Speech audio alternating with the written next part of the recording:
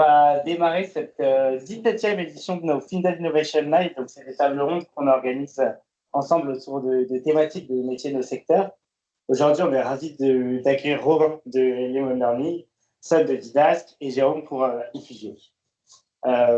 Rapidement, pour nous, Findel, qui on est une boîte de conseil qui évolue dans tous les métiers de la transformation et dont forcément toutes les thématiques autour du changement font partie. On n'est pas là ici pour parler de nous ce soir. Cet événement, c'est un événement qu'on a créé pour justement créer tout cet écosystème autour de nos métiers. L'idée, c'est d'avoir aussi des interactions entre nous. Donc, n'hésitez pas à rendre cette soirée participative. Toutes les questions sont bienvenues, même si évidemment on a une trame qui est préparée. L'idée, c'est que vous y participiez aussi. Et puis après, à terme, pouvoir proposer des solutions à valeur ajoutée pour nos clients. C'est pas notre première édition, c'est la 17e comme vous le savez, donc on a traité plusieurs sujets, mais quand même c'est une première dans ce sujet transverse qui nous anime autour des transformations. On est vraiment ravis de cette édition ce soir. Je vous laisse du coup entre les mains expertes de Lucio. Merci à tous et bonne soirée. Merci Aurélien. Le plaisir d'animer ce comité, c'est avec cette table ronde. Juste petit préambule. Donc, comme le disait Aurélien, donc en fait, on inscrit cette thématique au titre de nos différentes offres. Donc, le point de départ, c'était au titre de l'offre Transfo Digital. Et finalement, c'est en échangeant avec l'ensemble des participants, on s'est rendu compte que cette problématique de mettre l'humain au cœur des transformations à l'ère de l'accélération technologique venait en écho à l'ensemble des offres qu'on a aujourd'hui chez Findel. Donc finalement, on fait résonance avec l'ensemble des sujets qu'on traite au sein du cabinet. Donc, comme a dit Aurélien, donc on fera le tour de table, mais on a la chance donc de recevoir Romain avec Lemon Learning, Son avec Didask et Jérôme d'Infugio qui viendront justement présenter leurs solutions et on fera le tour de table sur les différents sujets qu'on a discutés et qui viennent faire résonance aux problématiques. Déjà, petit préambule, c'est un parti pris de notre part, c'était de se dire comment on inscrit en fait cet échange. Et on a fait le parti pris de prendre la transformation comme point de départ. Donc, avant de parler de transformation, petit pas de côté, qu'est-ce que c'est qu'une transformation? Une transformation, donc la définition qu'on s'est donnée, c'est finalement on vient transformer l'entreprise en agissant sur 4 piliers principaux. Le premier qui est le modèle économique, le deuxième qui est le modèle métier, le troisième qui est le modèle technologique et le quatrième qui est le modèle organisationnel. Et ce qui est intéressant, c'est que finalement, l'humain est au centre de ces 4 dimensions et sans humain, il n'y a pas de transformation. Et ça va être l'objet de notre échange aujourd'hui. Donc, j'appuie ce que dit Aurélien, n'hésitez pas, il faut que ce soit interactif. Donc, si vous avez des questions, on pourra les adresser au fil de l'heure. Aucune des transformations ne peut réussir sans l'adhésion de celles et ceux qui la composent. Donc, on a choisi d'indiquer différents momentum, différents enjeux au sein du cycle de la transformation et de la conduite du changement. Le premier temps qui est comment on donne du sens et comment on explique, comment on adopte, comment on mesure, comment on vient ancrer cette transformation et enfin comment on vient améliorer ce qui a été mis en place. Donc, ça sera un petit peu les différents temps de la table ronde qu'on animera tous ensemble. Ce qu'on a choisi, c'est de catégoriser autour de 3 types de solutions, des leviers de solutions qui viennent justement faciliter la réussite de la transformation. Le premier solution, c'est ce qu'on appelle les DAP, Digital Adoption Platform, qui viennent finalement guider l'utilisateur dans la solution de manière personnalisée. Un deuxième bloc qui concerne les LMS, donc c'est les Learning Management System, donc qui vient engager et gamifier l'apprentissage. Et enfin, le dernier bloc qui concerne la partie plutôt mesure et pilotage de la partie RH et Change pour mesurer l'usage et l'adhérence au changement. Donc, sur ces 3 thématiques, DAP, LMS, RH, c'est là où on vient rapprocher justement nos experts qui sont réunis aujourd'hui, donc avec Lemon Learning sur la partie DAP, Didask sur le volet LMS et enfin Sometrix et Infusio sur le volet RH Analytics. Ce qu'on vous propose maintenant, c'est justement donner la parole à nos intervenants pour que chacun puisse justement présenter leurs solutions et faire écho donc aux différentes problématiques de transformation qu'on a évoquées. Est-ce que Romain, tu souhaites peut-être démarrer Merci beaucoup. Bah, écoutez, d'abord, je vous remercie pour l'invitation. Ravi d'être avec vous. Donc, je représente aujourd'hui Lemon Learning. Lemon Learning, c'est un éditeur français. On est en place depuis plus de 10 ans. On est leader sur l'adoption des outils. En fait, ce qu'on constate globalement, c'est que chez nos clients, il y a de plus en plus de frais liés à l'utilisation des logiciels et pour autant, en face, c'est pas toujours bien utilisé. Il y a toujours des déploiements qui sont complexes, des demandes de support qui sont récurrentes, des process mal assimilés et globalement, le sujet du change, en fait, a cette difficulté à tenir aussi sur le long terme, de faire que les collaborateurs puissent toujours garder un bon niveau de maîtrise, y compris et surtout quand les outils évoluent. Donc, ce que nous, en fait, on constate généralement, c'est que déjà, c'est très compliqué d'assimiler des nouveautés, d'assimiler des maîtrises d'outils, et que les gens oublient, en fait, ce qu'ils ont vu. Et je suis un peu triste de le dire ce soir, mais a priori, vous-même, ce soir, vous n'allez pas retenir tout ce qu'on va vous dire, même si on va y mettre tout notre cœur. Et c'est pareil pour les outils. Quand il y a des formations, quand il y a des supports comme ça qui sont délivrés, les gens n'en impriment pas forcément une grande partie. Et donc, la volonté de l'e learning, c'est de les accompagner directement quand ils sont en situation. Typiquement, vous êtes sur un CRM, un ERP, une solution RH, n'importe quel logiciel. Comment on va faire sur l'écran de l'utilisateur pour le guider, avec des pas à pas, avec des aides contextuelles pour qu'il soit autonome et qu'on évite d'avoir des IT qui soient saturés de tickets pour réclamer un changement ou parce que la personne ne sait pas comment utiliser l'outil. Donc, tous ces outils qui sont finalement mal utilisés, déjà, c'est des coûts. C'est des coûts parce que les outils coûtent cher, parce que reformer des gens, être derrière eux, c'est du temps. Ça peut aussi avoir des impacts opérationnels. Quand il y a des mauvaises saisies de données sur des outils critiques, c'est du retraitement, ça peut être des blocages de commandes. Donc, c'est quand même des sujets critiques. Et donc, notre volonté en face, c'est de dire comment on peut aider l'utilisateur quand il est en situation. On ne va pas décorréler l'apprentissage de l'opérationnel. On va vraiment l'aider, on va dire, en temps réel sur son écran. Donc pour ça, on a beaucoup de dispositifs. Il y a évidemment des guides interactifs, il y a des pop-up de communication pour communiquer sur des releases, sur des changements réglementaires. Il y a aussi beaucoup d'outils liés à l'IA sur de l'automatisation de process, par exemple, et tout ça embarqué sur l'écran du collaborateur. En face, on n'est pas uniquement aussi sur la partie adoption, on va aussi regarder ce qui est fait.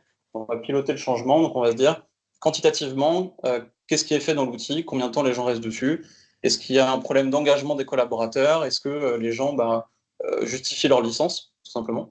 En termes de complétion de process, où est-ce qu'ils s'arrêtent, combien de temps ils passent avant d'abandonner, par exemple, d'utiliser l'outil. Et ça va nous permettre de mettre le focus, justement, en termes de change, là où il y en a besoin, sur des process métiers un peu complexes. Alors, je voulais montrer voilà, très rapidement à quoi ça peut ressembler pour que ce soit un peu plus concret. Donc, c'est une très rapide démo sur un environnement. Lemon, ça fonctionne sur tous les outils, aussi bien des outils web que des outils on-prem, que des outils desktop. Et l'idée, vous allez le voir sur l'écran, c'est je suis collaborateur et j'ai une liste, par exemple, de guides métiers qui vont me permettre de découvrir les process. Donc, je ne sais pas faire un process ou je l'ai oublié parce que je l'ai fait une fois par an. Je vais cliquer sur le guide et tout de suite sur l'écran, vous voyez, on va venir accompagner le changement avec des bulles qui vont décrire très simplement où cliquer, quelles données saisir dans quel champ, mettre des alertes par exemple sur la codification ou le champ à saisir correctement. Et donc c'est comme si la personne avait un formateur dans son dos, mais directement embarqué sur son écran. C'est quelque chose qui est complètement customisable. Donc, chaque profil d'utilisateur va avoir évidemment des parcours différents selon son métier, selon sa langue de travail, selon son site géographique. On va vraiment avoir une expérience personnalisée et on va pouvoir, comme ça aussi, permettre, y compris à des grandes organisations, de faire des déploiements ou de faire du change sur des profils utilisateurs très variés. Ça peut aussi être, par exemple, des guides où on va faire de la saisie automatique sur des process standards, par exemple, sur la saisie de congés payés ou des demandes d'absence, en l'occurrence ici sur un outil de gestion des temps. Ça peut être aussi, évidemment, faire des requêtes pour aller extraire des données issues des bases documentaires des clients. J'ai une charte RH, je cherche une information. Plutôt que de me retourner vers mon manager ou vers un collègue, je demande directement ici à Lemon Learning et j'ai la réponse instantanée. Donc, on va couper tous les délais et toutes les charges qui sont un peu cachées du temps que les gens mettent à former leurs collègues, par exemple, sur des choses sur lesquelles ils questionnent. Voilà, donc ça c'est, on va dire, la partie utilisateur final. En parallèle, évidemment, je vous disais, il y a un aspect statistique qui apparaîtra pas forcément dans la vidéo, mais c'est comment on peut piloter ça, c'est-à-dire sur chaque outil, finalement, combien de temps les gens mettent pour faire ce type de process, où est-ce qu'ils vont abandonner en cours de route. Est-ce que sur mes populations utilisateurs, il y a une consommation de l'outil qui est inférieure à un certain temps par mois, par exemple, auquel cas on peut aussi aider les organisations à piloter la gestion de leur parc et à se dire j'ai un outil de gestion des achats, et j'ai 15% des gens qui ne l'utilisent pas ou très peu, soit je vais aller les former comme ça avec des aides interactives, soit je vais aller renégocier mon budget auprès de l'éditeur. Et donc ça peut tout de suite aller chercher des belles économies, a fortiori dans des contextes budgétaires serrés. Et donc voilà, le but c'est d'avoir entre guillemets une capacité à avoir une vision globale de tout l'accompagnement. Donc je disais, on l'utilise sur tous les outils, des outils très connus, SAP, Salesforce, Workday, voilà, pour ceux que vous connaissez par cœur, des outils qui peuvent être métiers, des outils internes qui sont dans le legacy de vos clients, et la capacité à accompagner le changement sur tout le parc applicatif. Voilà. J'espère que pas trop long, pardon.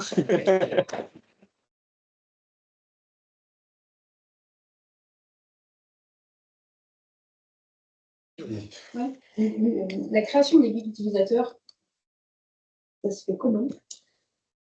Alors, c'est un point qui revient souvent parce que les gens me disent c'est génial d'avoir du contenu embarqué pour les utilisateurs, mais quid du temps que je mets à charger et à faire les modules. Aujourd'hui, on a un éditeur no-code. Donc, en gros, il suffit de cliquer sur l'interface et de positionner les bulles que vous avez vues. Donc, je crée un parcours d'onboarding. Je vais sélectionner la première étape. Je décide du texte, de la photo, de la vidéo que je mets dans la bulle. Je sélectionne la deuxième étape et comme ça, je fais mon arborescence du process. Ça, c'est le fonctionnement qu'on a aujourd'hui. Ce vers quoi on se dirige d'ici la fin de l'année, c'est de mettre de l'IA et donc sur prompt, qu'on puisse recréer étape par étape un process. L'administrateur ou le formateur a besoin de le recéter, évidemment, de le rejouer une fois avant validation, et on va gagner encore plus de temps, effectivement, pour les créateurs de contenu. D'accord. Merci. À partir de combien d'utilisateurs mensuels ça vaut le coup de faire appel à Lemon Learning? Quand on a une solution qui est utilisée par une vingtaine, j'imagine que c'est un bazooka, mais du coup, à quel niveau ça commence à être pertinent à l'échelle? Alors, c'est assez variable. Généralement, effectivement, on est plutôt sur 100, 150, 200 collaborateurs sur un outil. Parce qu'effectivement, sinon, ça fait beaucoup pour peu de personnes. Ça peut être assez variable. On a des clients qui l'utilisent sur des outils métiers très niches où il peut y avoir 70 personnes, comme des gros SIRH avec 100 000 licences, par exemple. Donc, le curseur, entre guillemets, il n'est pas si significatif pour nous. C'est plus pour le client de se dire quels sont les outils vraiment critiques sur lesquels ça a de la valeur en termes de process, que les gens ont toujours du mal. Les outils, éventuellement, les métiers sur lesquels il y a du turnover aussi, parce que il faut reformer continuellement les gens. Donc, c'est assez variable en termes de périmètre, ce qu'on peut faire.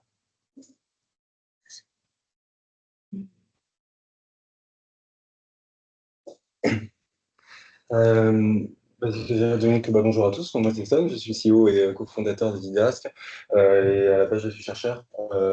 J'ai fait tous mes travaux de recherche à l'école supérieure de la rue d'Ulm sur les sujets d'économie, d'éducation, de la formation, du travail.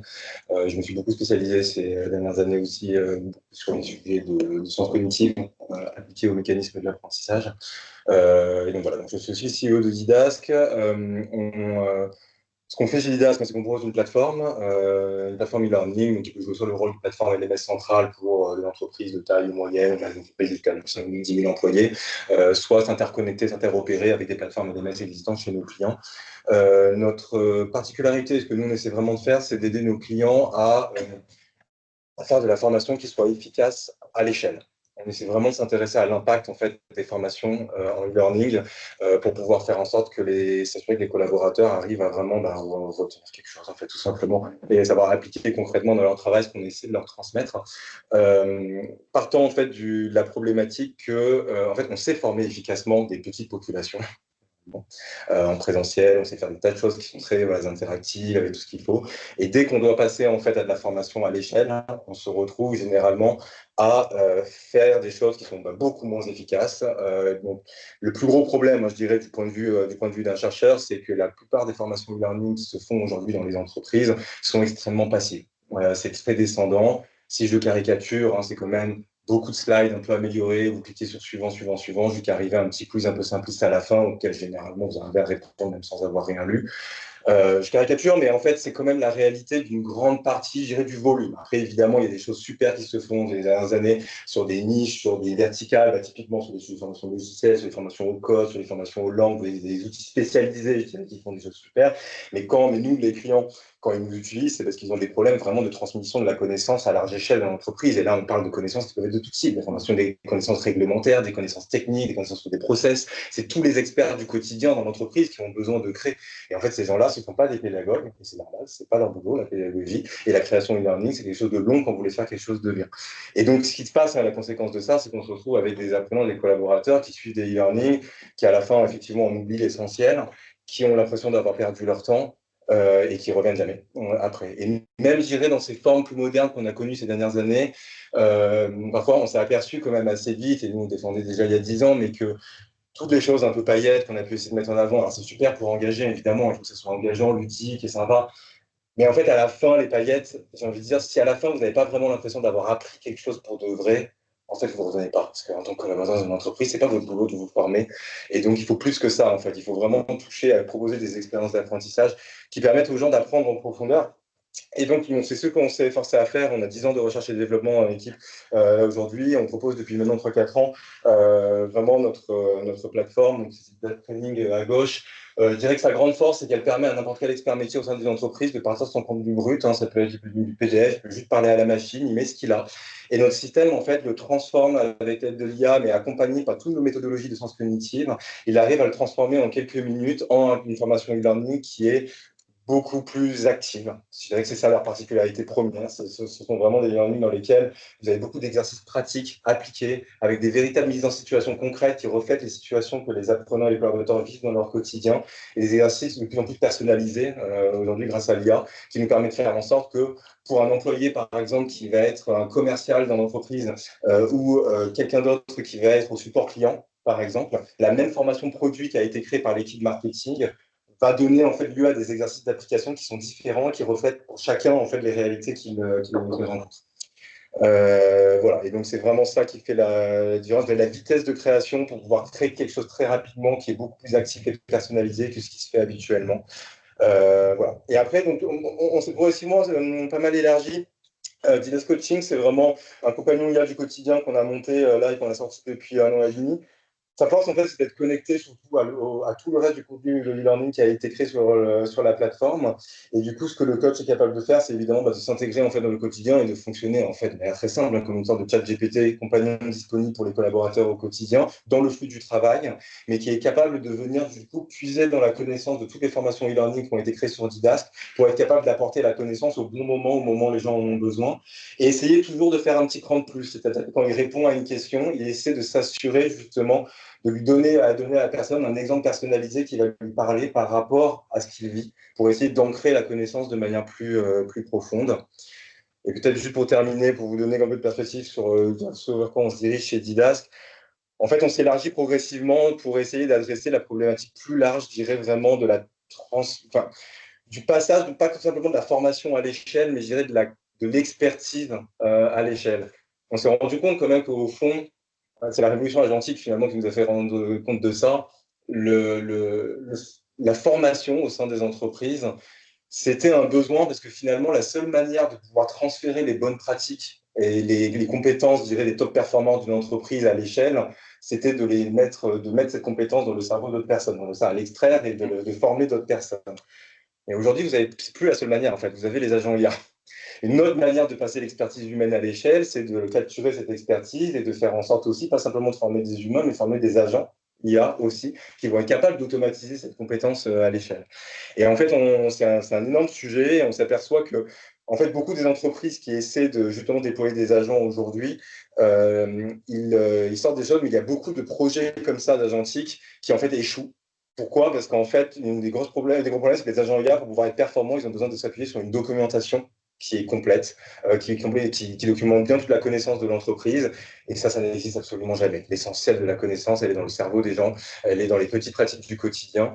Et donc, c'est ça qu'on fait aujourd'hui. On s'est étendu à passer d'une plateforme vraiment de learning à vraiment ce que nous on appelle aujourd'hui un knowledge operating system, qui assure en fait déjà dès la première partie du problème, qui est le DIDAS Knowledge Base, où en fait on s'assure d'essayer de créer une base de connaissances à partir de toute la documentation formalisée, mais aussi avec des fonctionnalités qui viennent capturer des connaissances qui ne sont pas encore formalisées. Un exemple, quelqu'un qui met des slides, en fait, souvent les slides, elles sont imparfaites, il y a juste des schémas, et en fait, la vraie connaissance, elle est ce que le formateur dit dessus. Notre système, en fait, permet de venir capturer ça en interrogeant la personne pour venir compléter la connaissance, par exemple. C'est un exemple, il y en a plein d'autres que vous en avez, ça vous intéresse. Et donc, à partir de ça, cette connaissance, en fait, base de connaissances beaucoup plus puissante et qui est capable de s'updater, de se tenir à jour, parce qu'il y a la mise en place de la documentation, mais l'autre gros problème, c'est sa mise à jour. Souvent, ça devient très vite obsolète. On a des systèmes aussi qui permettent de mettre à jour de manière automatique la base de connaissances.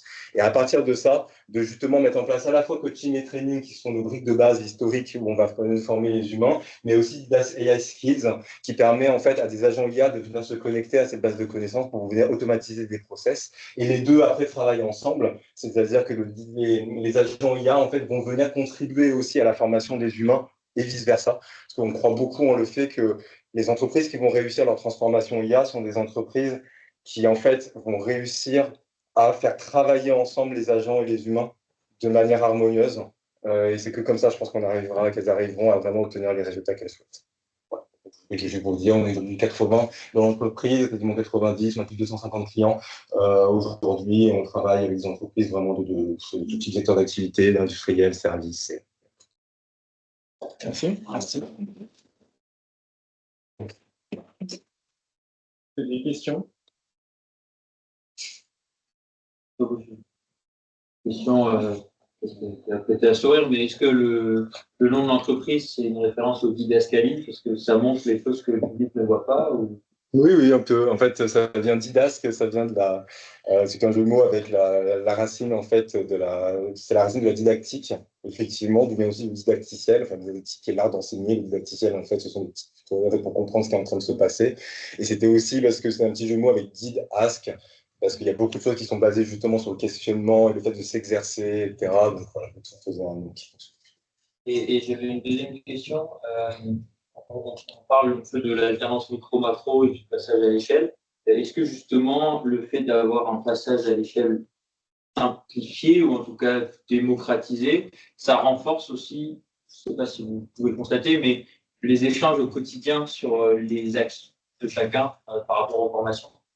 Je sais que les gens spontanément ne vont pas parler de ce qu'ils ont appris dans un e-learning à leurs collègues, mais si c'est fait de manière ludique comme la solution que vous offrez, est-ce que ça renforce paradoxalement aussi un lien interpersonnel à ce niveau-là? C'est une bonne question. Pour être honnête, je ne pense pas qu'il y ait qu'il y ait un impact indirect. Un impact indirect, c'est sûr qu'il y en a un. Ne serait-ce que parce qu'aujourd'hui, nous, ce qu'on voit, en fait, dans les retours qu'on a, je dirais, dont on est le plus fier chez Didasque, souvent, c'est ce que les collaborateurs font remonter, c'est de dire, j'ai l'impression que c'est la première fois que j'apprends pour de vrai avec un e-learning. C'est souvent ça qu'on voit. Et quand on leur demande pourquoi, ils nous disent, parce qu'en fait, c'est pas théorique. En fait, il y a la connaissance théorique, mais à chaque fois, en fait, on vient me poser des exercices, je me dis, tiens, c'est exactement les cas auxquels je suis confronté. Et en fait, du coup, et en fait, le fait de réussir à contextualiser ça dans leur réalité fait que c'est beaucoup plus parlant pour eux. Et ce que je sais, en tout cas, c'est que parce que ça marche, en fait, tout simplement, ils en parlent beaucoup. Ils en parlent beaucoup et on a pas mal de viralité qui se crée comme ça parce que justement, d'autres qui m'ont dit, oui, j'ai mes collègues qui m'ont dit de le faire parce que justement, c'était beaucoup plus concret que ce qu'on a d'habitude. Et donc, ouais, ça permet de créer ce genre de lien. Je vois qu'il y a des écoles parmi vos clients. C'est au niveau administratif ou autre, ou c'est même au niveau des étudiants?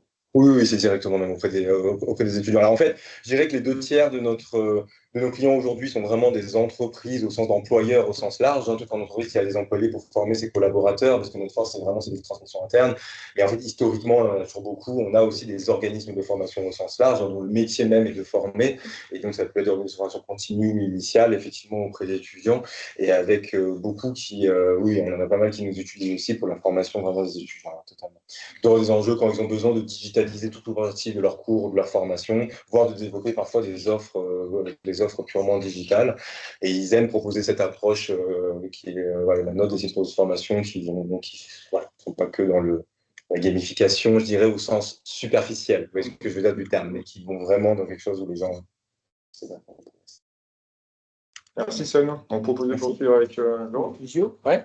Alors, Infusio, 20 ans. Nous, on est un cabinet de conseil en transformation des organisations. Alors, on aime bien dire de rajouter un impact, transformation positive. Positive au sens, c'est le thème de ce soir, hein, positive parce que positif pour les hommes et les femmes qui composent les organisations. Donc, on va y venir plus précisément. Donc, ça veut dire aussi beaucoup avec ce qui se passe aujourd'hui, hein, et la complexité qui grandit, à rendre les organisations plus résilientes, plus résistantes, comment on peut se réinventer par les gens qui la composent. Je ne vais pas peut-être passer tout ça en revue. 20 ans, oui, pourquoi 20 ans? Parce qu'en fait, à l'époque, la création, on parlait beaucoup d'interculturel, et puis très vite, le cabinet a lâché l'interculturel. On est pionnier sur l'intelligence collective, ça a l'air de rien, parce qu'aujourd'hui, c'est très présent dans les sujets de design ou de la facilitation, ou tous les sujets d'intelligence collective. Mais il y a 20 ans, on était pionniers sur ces sujets-là. Alors, depuis 20 ans, on est devenu, alors on est issu de l'USS, c'est un point important pour nous. De pouvoir à la fois travailler, vous le trouvez là, avec des grands groupes, mais travailler, soutenir aussi des associations, des fondations qui ont besoin elles-mêmes de retravailler leur gouvernance ou se transformer culturellement. On a agréé ESUS et puis Bicorp, j'ai envie d'en parler un petit peu parce que longtemps, alors sur nous-mêmes, dans notre culture, on a eu du mal à travailler le fait d'être rentable, de gagner de la marge et en même temps d'avoir un impact humain. Et qu'est-ce qu'on fait avec cette marge et comment, voilà. Et le côté Bicorp, en tout cas le réseau, le fait d'intégrer Bicorp nous a beaucoup aidé à confronter aussi avec d'autres organisations où qu'est-ce qu'on fait de cette marge, comment on la intègre dans de la R&D ou comment on peut soutenir aussi des populations ou en tout cas des collectifs qui ont besoin aussi d'évoluer. Voilà ce que je peux dire sur ce qu'on fait plus précisément peut-être avant de rentrer dans l'outil parce que vous allez voir l'outil, il est arrivé justement pour soutenir ce métier de la transformation. Nos accompagnements nous s'appuient sur 3 piliers, peut-être rien d'étonnant, mais c'est important de l'expliciter. On travaille vraiment sur 3 piliers qui, pour nous, se touchent, en tout cas, sont conjoints, quelles que soient nos missions. La culture, bien sûr, j'en ai parlé, hein, mais plus précisément, le sujet, c'est d'aller chercher l'autonomie, la responsabilité des personnes, la co-responsabilité. Donc, travailler tout ce levier qui est comment chacun se sent plus autonome et comment il arrive à être aussi dans une collaboration dans son entreprise, dans son équipe. Voilà, donc ça, on va reparler aussi, mais c'est tout le sujet à la fois d'avoir de la liberté, mais en même temps de travailler avec les compétences qui sont autour. La distribution du pouvoir autour de la gouvernance, je pense que c'est confronté aussi à ça dans nos missions. Qui a réellement le pouvoir dans une entreprise, ce n'est pas forcément ce qu'on croit, ou en tout cas ceux qui sont affichés. Donc, aller chercher ça, aller chercher comment elle distribue le pouvoir au-delà des rituels, comment on se partage la valeur aussi dans l'entreprise, parce que ça intervient dans les sujets de pouvoir. Voilà, c'est le sujet de la gouvernance. Comment on peut revoir l'architecture d'une gouvernance. Et puis, le dernier point, qui est presque soit la finalité, soit le commencement, c'est quand même comment on crée de la valeur avec tout ça. Et qu'est-ce qu'on fait de cette valeur et comment on la rend durable. Donc, travailler sur les business models. Donc là, vous retrouvez qu'en offre, ça représente forcément un levier qui est plutôt du conseil stratégique. Vous retrouvez l'élément des sujets de diagnostic, de raison d'être, de tableau de bord, on va y venir aussi, parce que est-ce qu'on décide vraiment avec des tableaux de bord aujourd'hui? Très peu d'entreprises décident avec des tableaux de bord. Quand vous interrogez les dirigeants, ils vous disent on se réunit à 3 et puis on tranche et puis on y va. C'est pas un tableau. Aujourd'hui, le tableau de bord ne sert très peu à décider, contrairement à ce qu'on peut souvent entendre. Donc, l'objet du conseil stratégique, c'est surtout de révéler, et ça c'est un point important, le potentiel en fait, hein, le potentiel qui est à l'intérieur de l'entreprise. Peut-être une caractéristique, je devrais aussi en parler, parce que des cabinets de transformation, il y en a plein. Nous, on se sent vraiment différent sur un sujet, c'est qu'on, depuis 20 ans, alors on s'est lancé avec le groupe Leroy Merlin et Accor à l'origine. On sait qu'une transformation culturelle est durable pratiquement seulement si elle s'appuie sur le potentiel humain qui est à l'intérieur des équipes. Donc, ce n'est pas un cabinet qui va transformer. Enfin, nous, je le dis un peu de manière directe. On ne va pas transformer nos clients. Le tout, c'est que nous, on doit accompagner, détecter et accompagner les personnes qui, à l'intérieur des équipes, ont l'énergie de changer des choses. Voilà. Et c'est là-dessus que vous allez voir, on a justement créé notre outil, je vais y venir. Alors, derrière ça, il y a une démarche de transfo, faciliter, inspirer, accompagner des pionniers qui vont justement se mettre à faire autrement. Et puis, accompagner ces pionniers, c'est aussi les former à de l'intelligence collective, à des méthodes qui leur permettent aussi de travailler ensemble et d'être plus forts justement à plusieurs. On y vient. Alors, on s'est aperçu, nous, dans l'histoire, que comme toute notre transformation, on était complètement dépendant de ces pionniers, c'est-à-dire de ces personnes qui devaient réinventer la manière de faire dans les entreprises. Alors, on a appelé ça le réservoir d'énergie. Vous allez voir pourquoi. Parce que il y a 10 ans, moi, je suis arrivé donc il y a 10 ans dans la structure, chez Infusio, on recherchait vraiment de se dire mais comment, quel indicateur on pourrait mettre, comment on peut rendre visible une transformation. Alors, on a essayé d'inventer un peu des indicateurs, on retombait un peu sur des choses qui étaient existantes, jusqu'au jour où on s'est arrêté de chercher parce qu'on est tombé sur René Rupert, un chercheur qui a travaillé sur l'état d'esprit. Il a réussi en 20 ans, alors d'une manière complètement au départ, on va dire, il a fait ça sur un Excel spaghetti, pour tout vous dire. Hein. Donc, c'était vraiment, voilà, il a testé des choses pendant 20 ans. Il a réussi à cartographier l'état d'esprit de ses équipes, puis après d'organisation. Et on a arrêté de chercher parce qu'il a démontré donc, que l'état d'esprit est la cause profonde de la plupart des indicateurs qu'on suit aujourd'hui, c'est-à-dire la productivité, le turnover, le bien-être, la QVCT. Et que finalement, si on mesure l'état d'esprit, finalement, vous êtes capable d'anticiper ce que vont être vos indicateurs dans les mois ou les années qui suivent.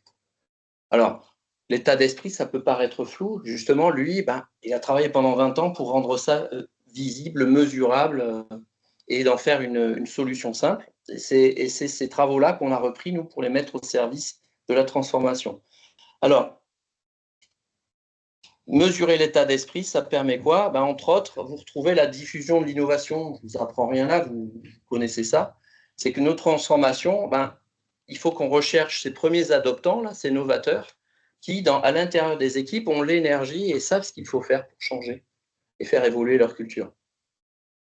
Et de mesurer l'état d'esprit, ça nous a permis, entre autres, un des états d'esprit, ce qu'on appelle les ambitieux, c'est d'identifier justement ces 15%, là, ces 3 ou 15%, ces novateurs et premiers adoptants, où ils sont, est-ce qu'ils sont existants dans une entreprise, où ils sont, et surtout sur quel sujet on peut les faire avancer ou les faire expérimenter de nouvelles pratiques. Et donc, c'est comme ça qu'on a créé Sommetrix, à partir de ces travaux-là. Alors, on démarre avec un questionnaire. Derrière, aujourd'hui, il y a un algorithme. Bon, cet algorithme, on le rend apprenant, puisque maintenant, depuis 10 ans, on a pas mal de données. Donc, l'objectif, c'est aussi de l'améliorer, de le rendre apprenant. Et puis, surtout, ce qui est intéressant, c'est d'avoir des cartographies. Donc, que permettent ces cartographies? C'est surtout de permettre de voir, en fait, de rendre visibles des choses qui sont complètement invisibles. L'état d'esprit d'une entreprise, OK, vous avez des réunions virtuelles, mais en fait, c'est la plupart d'entre nous, vous pouvez intuitivement vous dire cette personne-là est frustrée, cette personne-là est sereine, cette personne-là est un peu perdue, si je fais simple dans les états d'esprit. Mais avec cette cartographie, en fait, vous allez le rendre visible complètement et objectiver le sujet. Alors, ça va être un peu plus précis quand on va le voir. Qu'est-ce qu'on va révéler? On va révéler un plan d'action, comment on peut faire évoluer une culture, On va calculer aussi l'énergie dissipée. Donc, on va calculer comme un être vivant ou à la limite même un système, puisque c'est une lecture systémique, finalement, quelle est l'énergie qui est perdue par ce collectif. On va pouvoir aussi faire de l'alignement culturel, puisqu'on va connaître ce que les collaborateurs souhaitent et qu'est-ce qu'ils vivent pour le réaligner. Alors concrètement, ça ressemble à ça. On va arrêter de tourner autour du pot. Et donc là, vous retrouvez 8 profils d'état d'esprit. Un point est une personne. Et la bonne nouvelle en France, par exemple, depuis 10 ans, c'est que vous avez à peu près 65% des collaborateurs. Dans la culture française, c'est important de le dire, parce qu'entre les cultures, ça peut changer. Les cultures, je parle pays. Mais 65% des collaborateurs en France, dans ce qu'on a pu mesurer, sont des ambitieux, sont des pionniers. Ça veut dire quoi? C'est la bonne nouvelle, en fait. C'est qu'en fait, globalement, dans les entreprises, il y a le potentiel de se réinventer, d'évoluer culturellement. Le tout, c'est comment on va les activer. Et en fait, l'idée et ce qui est intéressant avec cette mesure, alors qui n'a rien à voir avec des études d'engagement aussi, sans pouvoir rentrer dans le détail si c'est intéressant, c'est qu'on va pouvoir après, vous voyez, représenter par exemple ici des agences ou des équipes et se dire, mais où est-ce que j'ai plus ambitieux? Parce que transformer une équipe, on n'a pas des moyens extensibles, donc il vaut mieux aller là où justement on a des personnes qui ont envie et puis qui ont l'état d'esprit pour réinventer des choses. Donc vous avez à gauche, par exemple, là, des agences, vous voyez que par exemple, il y a une agence où il y a 86% de personnes ambitieuses, au sens état d'esprit, et en face, vous avez aussi les sujets, c'est-à-dire des situations concrètes de travail, on appelle ça des situations universelles de travail, qui sont très concrètes. Et l'organisation de mes tâches au quotidien, c'est quelque chose de très concret pour n'importe qui permet de voir qu'on veut passer d'un mode qui est plutôt consultatif à un mode participatif. Voilà, j'aurais beaucoup de choses à dire là-dessus, mais avec ce qui suit, ça se passe très bien. Voilà. Vous avez des questions? Rapidement, il y a une analyse qui est faite tous les combien de temps? Alors, généralement, c'est 1 an, parce que l'humain ne change pas si vite que ça, même si vous y allez à marche forcée.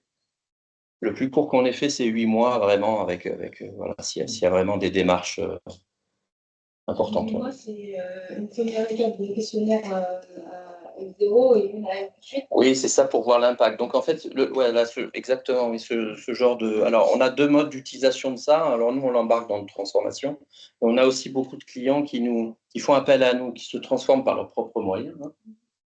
Par exemple, la MGEN, il y a 6000 personnes. Ils font appel à nous pour mesurer l'impact de la transfo qu'ils ont entreprise dans l'année qui a passé. Et on les aide aussi à orienter le nouveau design ou les nouveaux moyens à mettre en place pour l'année qui suit. Voilà. Et est-ce que quelqu'un qui fait partie d'une transformation ou qui fait partie d'une boîte qui s'est transformée voit son état d'esprit évoluer? Alors pour l'instant, on ne fait pas de résultats individuels, on fait des résultats collectifs. C'est-à-dire que, par exemple, si je prends le cas de l'MGN avec 6000 personnes, les 700 managers ont accès à leurs résultats et ça permet de travailler annuellement aussi les plans d'action pour être sûr d'être au bon endroit pour les pionniers qui sont dans les équipes. Voilà, mais en effet, non, ce qu'on envisage, mais ce n'est pas encore là, donc je vais pas. Mais ça serait dès qu'on répond au questionnaire, c'est de voir tout de suite en résultat son positionnement. Mais pour l'instant, c'est important d'apporter beaucoup de confiance sur ce type de mesure, parce que l'état d'esprit, vous savez, l'utilisation de l'état d'esprit peut être, il faut être garant que ça soit une utilisation plutôt aujourd'hui collective. On reviendra. Vous parlez des autres indicateurs de turnover, d'activité, vous le liez aussi, vous voyez des liens de 6 mois après, 1 mois après.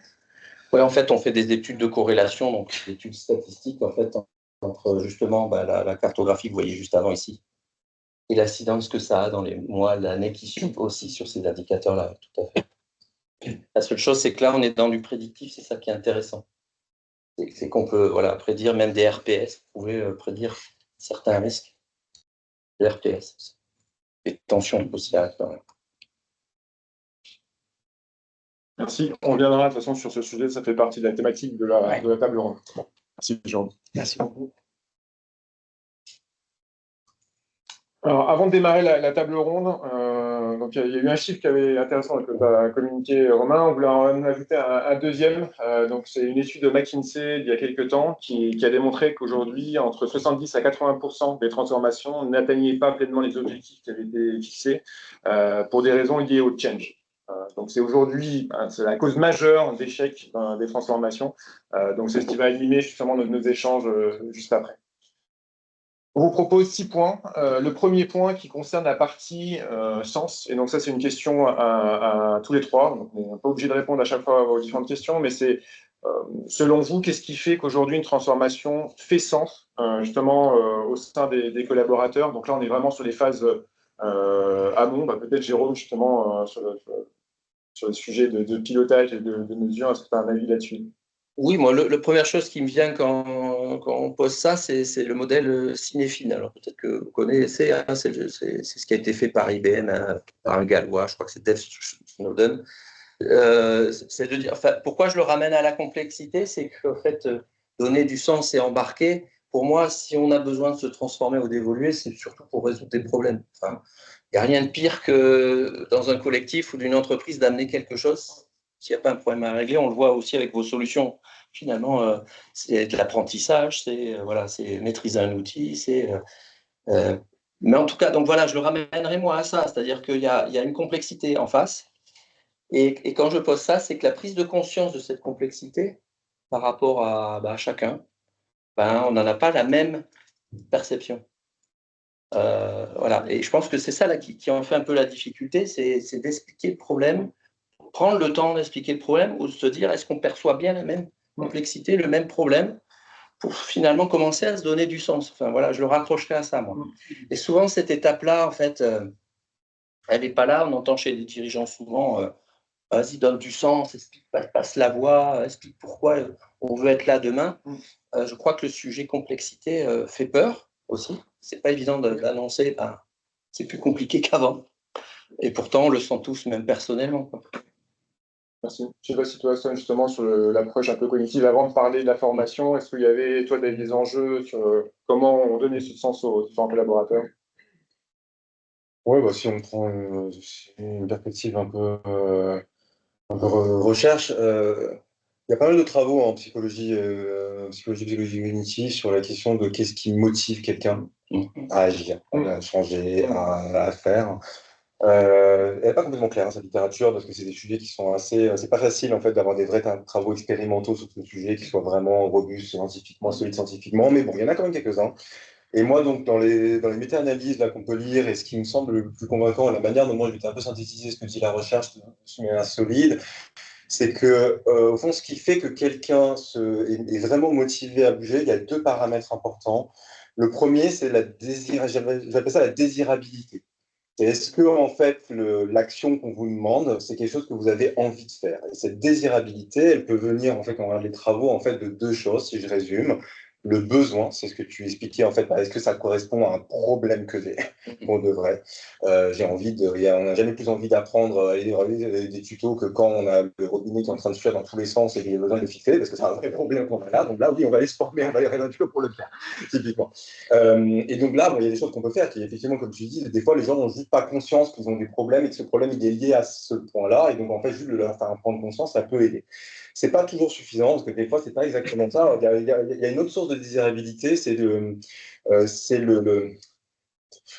désir aussi d'ailleurs, enfin, l'envie, la projection. En fait, c'est ce qui relève non pas forcément d'un besoin, mais plus du rêve où j'ai envie d'arriver là. Ça peut être des choses qui nous motivent. Vous voyez, je sais pas, la transition écologique. Bon, je suis plutôt quelqu'un de très engagé sur ces questions-là. Je vais faire des changements, non pas parce que c'est des besoins dans mon quotidien, mais parce que j'ai envie d'aller dans cette direction-là. Ou à titre individuel, j'ai envie de me former à un nouveau métier parce que ça me donne envie de faire ce métier. C'est pas que j'en ai besoin aujourd'hui. Vous voyez ce que je veux dire? Ça, c'est une autre source aussi de motivation. Comme quand on se lance dans un instrument de musique pour apprendre un instrument de musique parce qu'on a envie. Mais après, ça doit se combiner avec un autre facteur qui est le sentiment de la faisabilité. Quelque chose qui est désirable mais qui ne vous semble pas atteignable, faisable dans un temps qui est en cours, ça va vous démotiver. L'exemple de l'instrument de musique, c'est parfait pour ça. je pense qu'on a tous eu envie à un moment de se lancer dans un truc comme ça et on s'est tous arrêtés quand on s'est aperçu que l'effort qu'il fallait faire, si l'effort vous semble trop important, vous n'allez pas le faire. À l'inverse aussi, quelque chose qui vous semble tout à fait atteignable mais qui ne vous semble pas désirable, vous n'allez pas non plus vous motiver à ça. Donc moi, j'aime bien essayer de penser toujours à ces deux piliers ici, parce que j'ai suffisamment pensé leur équilibre pour que ça fonctionne. Complètement. Enfin, si je reviens peut-être sur le niveau organisation, je pense que c'est très lié quand même malgré tout aux besoins et à la performance qui est attendue in fine. Alors, il y a probablement des raisons qui dépassent ça, mais je pense qu'in fine, les décideurs, ils restent quand même beaucoup sur voilà, la rentabilité, la productivité et comment je vais aller chercher des gains cette année parce que si je ne le fais pas, je suis mort. Et de ce point de vue, bah, effectivement, le fait, je pense que de bien ancrer les finalités en fait pour les collaborateurs en tant qu'organisation et même à titre individuel de ce qu'on va aller chercher en faisant un plan de transfo, en mettant en place de nouvelles choses. En général, je pense que ça permet quand même de bien poser le sujet. C'est un peu lié à ce qu'on voyait sur les profils de collaborateurs aussi, mais le fait aussi de s'appuyer probablement sur les ambitieux, sur les early adopters, bah, ça peut accélérer ça et donc bah, je pense qu'il y a une corrélation aussi sur voilà, où est-ce qu'on va et sur qui on s'appuie pour que ça SM. Parce que je pense qu'il y a malgré tout aussi la notion d'exemple. Et donc, quand on voit des gens qui sont un peu force de proposition sur ça, ben, ça peut aussi SMer et on peut capitaliser en tout cas sur ces éléments-là pour embarquer plus de monde, j'imagine. Et en tout cas, en l'occurrence, la cartographie que je voyais tout à l'heure, elle m'a tout de suite fait penser à ça. Et je me suis dit, mais en fait, si on arrive à identifier ces 15%, en fait, ça va être ça, les key users, plutôt que d'aller chercher des gens un peu contre le cours du vent. En fait, je vais prendre des gens qui sont, j'allais dire, un peu naturellement, en tout cas, qui ont cette fibre pour. Oui, puis si nous, on augmente même la résistance, on l'a tous vécu, hein, c'est encore plus dur. Un besoin, une envie et une finalité. Ouais. Ouais, c'est très intéressant parce que sur le sujet qui est le deuxième pilier, la partie plutôt rendre ça faisable. Il faut que les gens se disent que c'est faisable, c'est atteignable à leur échelle. Le fait, je pense, c'est comme ça que moi j'interpréterais l'effet justement des early adopters. C'est le fait de voir des gens dans votre organisation qui l'ont fait, qui le font aujourd'hui, qui ne le faisaient pas il y a 6 mois, qui le font maintenant. C'est quelque chose qui vous réduit la perception pour vous de la barrière en fait. Et donc ça vous motive plus à le faire sur le plan psychologique. Je pense que c'est ça qui se passe. Et après, c'est une question aussi de comment est-ce qu'on crante les choses et comment est-ce qu'on fait pour s'assurer que chacun, on a réussi à l'aider à penser à comment il peut faire un pas en avant. Parce que le problème de toutes ces transformations, c'est qu'en fait, on vise un point d'arrivée à l'échelle de notre organisation, mais tout le monde part d'un point très différent en termes de niveau de maturité par rapport à cette transformation. Et donc, le problème, c'est que quand on pense qu'au niveau d'arrivée, pour certains, ça semble tout à fait atteignable parce qu'eux, ils sont déjà assez avancés, mais pour ceux qui sont très loin, en fait, le sentiment d'atteignabilité, il est complètement foutu. Et donc, c'est là où on a un vrai enjeu de comment est-ce qu'on fait pour cranter les choses et pour s'assurer de projeter chacun sur, finalement, c'est quoi le pas en avant qu'il peut faire, lui, dans cette transformation, dans les prochains mois. Si on bascule sur le deuxième temps, qui est donc là dans le temps de l'adoption, donc passer du déploiement à l'usage réel, selon vous et ce que vous avez constaté jusqu'à présent, quels sont les principaux freins justement à l'adoption? Romain, je suppose que... Ouais, sur ça, je pense qu'il y a plusieurs manières de l'appréhender. Bon, la première, déjà, il y a cet aspect cognitif, ça reste coûteux et difficile pour un être humain d'apprendre. On est limité par nature, donc il y a un effort et il y a une difficulté aussi à appréhender la nouveauté. Si je prends le cas spécifiquement des outils ou des métiers, ça reste d'autant plus vrai quand les outils évoluent eux-mêmes. C'est-à-dire, je vais avoir un temps d'acquisition et de maîtrise sur voilà, le nouvel écosystème qu'on me propose, mais en fait, si dans 6 mois, il a déjà évolué, bah, c'est aussi un coup de se remettre dedans. Donc ça, c'est je pense, un premier levier. Le deuxième, c'est que la difficulté aussi pour passer à l'usage réel, bah, c'est que sur beaucoup de projets de transfo, la conduite du changement, c'est un peu le parent pauvre. C'est pas forcément toujours là où on met le plus d'efforts parce qu'il y a eu d'autres priorités, d'autres choses à éponger avant. Donc malheureusement, c'est aussi une réalité des projets de change que je pense les gens ici ont peut-être déjà expérimenté. Et puis le dernier, bah, c'est on va dire le fait aussi d'avoir les bonnes armes pour maintenir ce niveau de maîtrise, c'est-à-dire on peut se concentrer parfois en hypercare sur les premières semaines, les premiers mois, et puis en fait, dans 6 mois, dans 1 an, comment je garde la capacité de maîtriser, comment je peux me rappeler d'un process que je fais 1 fois par an, mais qui est critique pour ma conformité. Et donc, je pense que ça veut dire aussi qu'il faut trouver des leviers efficace pour pas forcément être là au tout début quand c'est un peu frais, mais dans le temps, comment je peux garder aussi la capacité de rendre ma transfo efficace et pas uniquement sur les premiers moments où en général tout le monde est un peu tout feu, tout flamme, et puis ça peut vite s'estomper, quoi. Tu veux peut-être Georges avec ton Ouais, moi, j'aurais voulu, j'ai pas grand-chose à dire sur l'adoption, parce que c'est vrai que quand on focalise sur les pionniers, on évite les résistances. Non, ce qui est important là-dedans, c'est que je ramène moi vraiment à attacher de l'importance à voir tout ça comme un système, en fait. Et que des fois, on s'adresse à certaines personnes et qu'il faut compter aussi sur une diffusion. C'est-à-dire que forcément, euh, même si les gens qui adhèrent ou se mettent à faire autrement, durablement, va avoir un effet systémique sur les autres. Ça, on l'observe vraiment, il faut compter là-dessus. Et en fait, je dis ça pour finalement, on est confronté des fois à des organisations ou des commanditaires qui justement jugent très vite et contractent le sujet en disant on va arrêter finalement, parce qu'on n'a pas les fruits tout de suite. La diffusion dans une organisation, voilà, dans l'espace vivant, prend du temps. Et je pense que c'est pour ça qu'il faut essayer à sa façon de rendre visible finalement les impacts qu'on peut avoir, même si c'est sur une minorité de personnes. Ce qu'on observe vraiment, c'est que même si on prend ces 3-4%, à un moment donné, si on laisse le temps, ça se diffuse à d'autres. Et il n'y a pas mieux que dans une transformation ou dans un apprentissage, bah, c'est durable quand justement ça se diffuse de pair à pair comme ça. Hein, quand vous avez un collègue qui fait autrement et durablement, mais pourquoi tu fais comme ça? Et voilà. Donc, la vraie transformation elle se passe comme ça, par porosité. Le problème, c'est qu'on n'a pas toujours le temps. Voilà. Nos clients n'ont pas toujours le temps, de dire comme ça. Tu veux ajouter, on n'est pas obligé de prendre toutes les questions. Peut-être un point. En fait, sur la question de qu'est-ce qui prennent l'usage réel, enfin, les deux sujets dont on vient de parler, j'ai parlé tout à l'heure sur la question du sens et de la facilité, je dirais, ils sont évidemment les principaux freins qu'on observe souvent. Un point que je trouve que moi je vois de plus en plus par rapport à même le début quand on a créé Didask en 2014, c'est la problématique un peu de la surcharge d'outils dans tous les sens. Je pense que les années 2010 ont vraiment été des années dans lesquelles on a il y a beaucoup d'outils qui se sont développés sur à peu près sur tous les sujets. Et on ressent chez les employés vraiment enfin, ils sont noyés, quoi, en fait, sur les... Et en fait, on en revient du coup à un problème assez fondamental qui est que en fait, ils vont utiliser les outils qu'ils ont besoin d'utiliser dans leur quotidien pour de vrai, dans leur travail. Et c'est de plus en plus difficile, à juste titre, de les convaincre d'aller se connecter sur des outils tiers pour des choses qui ne sont pas directement liées à leur travail. Et moi, ça, c'est un problème que j'ai vu de manière croissante, je dirais.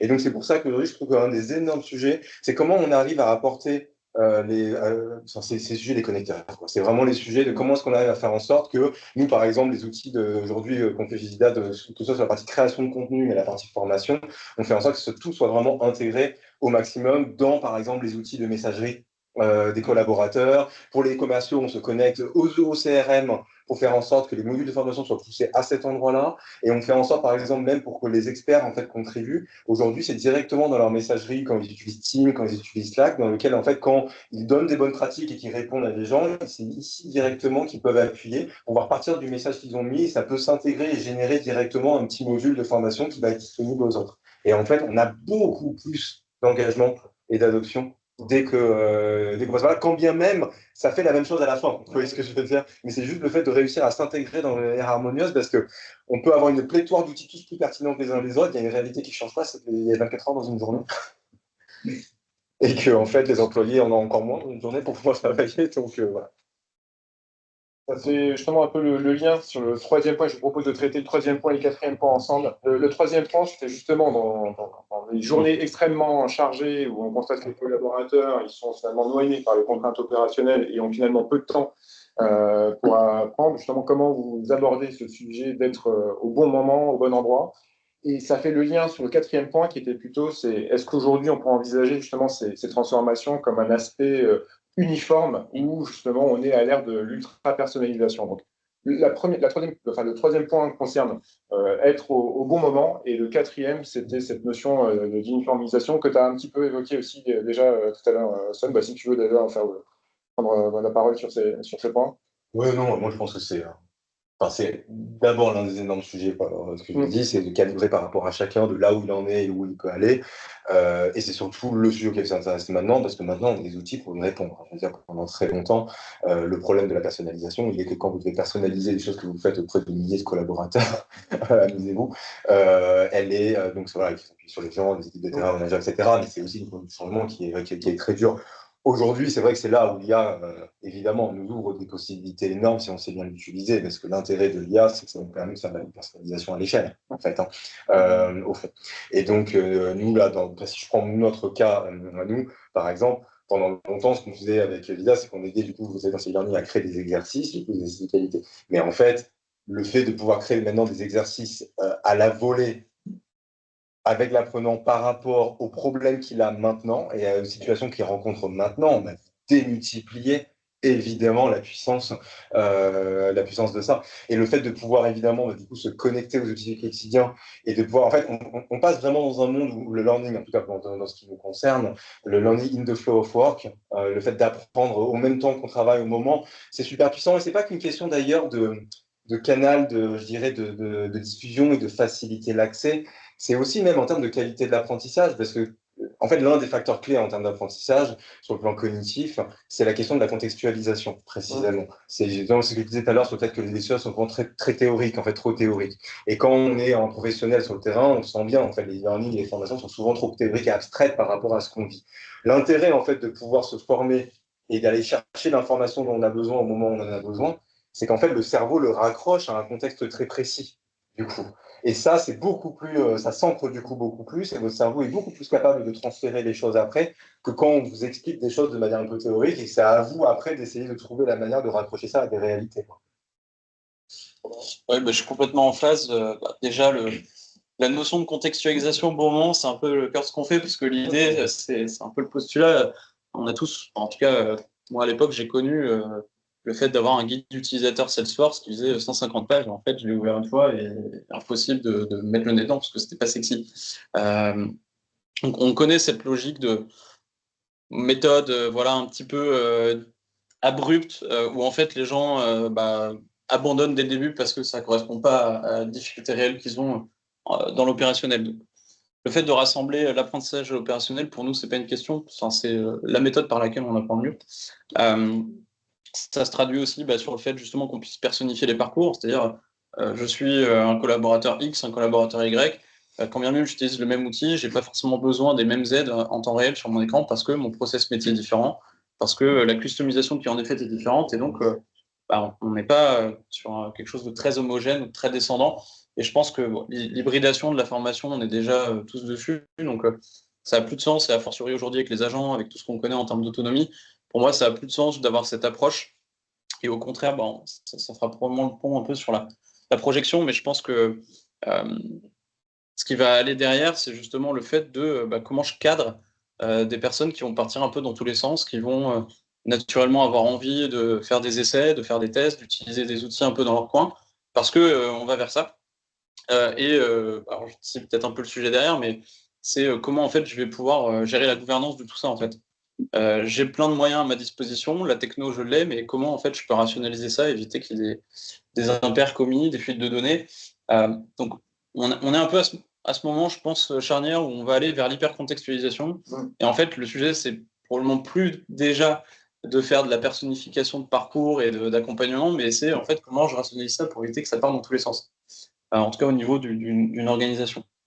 Et du coup, oui, la diversité des usages et la personnalisation, pour nous, c'est déjà en route. Donc, ça se traduit avec, comme je disais, en tout cas chez Lemon, sur le fait que les contenus sont adaptés au profil du collaborateur, qui sont customisables, que c'est très simple de les faire évoluer aussi, de les administrer, et que, par exemple, sur un plan même de communication, si je veux indiquer une release à mes collaborateurs, je vais peut-être pas envoyer le même message à tout le monde au même moment. Il y a peut-être des gens pour qui je vais faire un rappel de tâches tous les vendredis pendant un mois parce que c'est le closing et qu'il faut délivrer un rapport, versus d'autres où je vais juste communiquer de temps en temps. Je dis ça parce qu'on a un client, par exemple, et ça rejoint un peu la question aussi des moyens qu'on met en place pour justement avoir un vrai gain opérationnel. On avait un client, alors c'est un réseau d'agences de location, ils ont des collaborateurs qui sont sur site, derrière leur comptoir en agence. Et en fait, il y a beaucoup de turnover. C'est des métiers où les gens restent très peu. Et ils avaient une difficulté, c'est que 2 fois par mois, en fait, ils faisaient monter un peu tous les nouveaux collabs à Paris, avec une formation de 2 heures sur l'outil de gestion qu'ils devaient maîtriser au quotidien. Ce qui veut dire beaucoup de frais quand même kilométriques, hein, de transport, éventuellement d'hébergement, de repas, pour une formation pour des gens qui n'allaient pas forcément rester beaucoup derrière. En fait, le fait de pouvoir mettre de l'accompagnement intégré sur l'outil de gestion et d'avoir un parcours d'onboarding et d'avoir des bons rappels de bonnes pratiques régulièrement sur cet outil, ça évite de devoir en fait faire monter des gens comme ça 2 fois par mois avec tous les frais qui viennent. Donc pour moi, en fait, on est déjà capable de faire ça, mais le next step, c'est justement de dire sur des gens qui vont être eux-mêmes très chercheurs, qui vont être très autonomes sur les outils, les agents qu'ils vont utiliser, c'est comment éviter justement qu'il y ait une trop grande diversité de comportements et qu'il y ait des risques aussi pour l'organisation en termes de data, en termes de choses qui n'ont pas vocation à être connues à l'extérieur.